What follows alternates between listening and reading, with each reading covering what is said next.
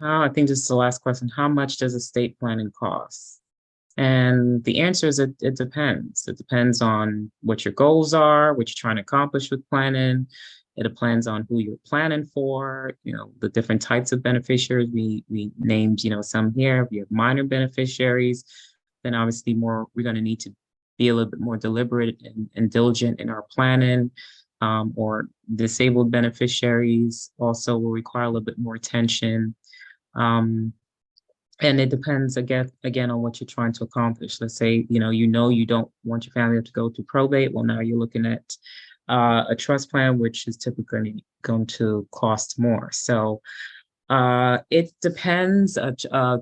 Will-based plan, and we say plan because it's not just a single document. So most plans include death planning as well as incapacity plan, like we mentioned. So you're going to have your will, you're going to have your POA, your financial POA, your healthcare POA at a minimum. If you don't have all of that, you haven't done planning, or you've only done one or the other. So you want to make sure you're covering your basis at a minimum.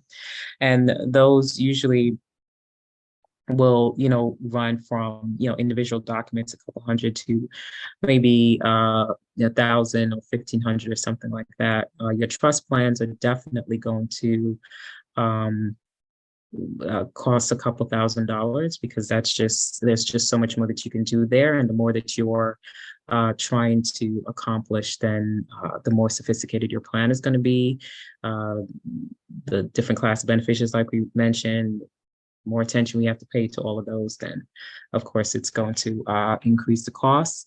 And most of the times you can split that cost up over a period of time.